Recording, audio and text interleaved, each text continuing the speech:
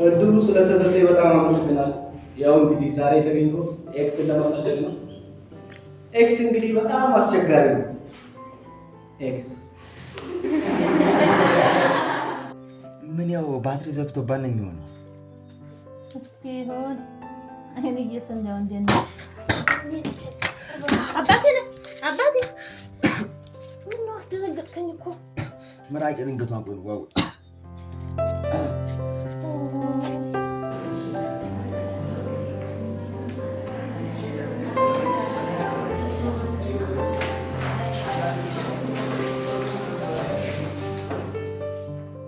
ቦርሳሽን ራስሽ መያዛችን እችላለሁ፣ ግን ካስሽ ጋር አስቀምጬው ነው። ካስሽን? አዎ። ምን ነው መቆለማመጥም ጀመራችኋል? አንድ ግሬ ይቀራል። አንቺ ፍርጄ አሁን እኮ ልሞት እኮ ነው የሚጠብቀኝ።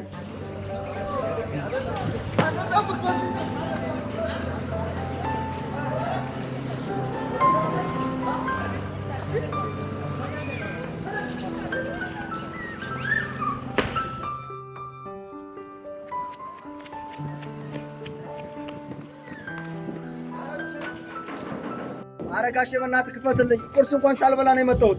ስራንተ ቁርስ ምን አገባኝ? ናግባ።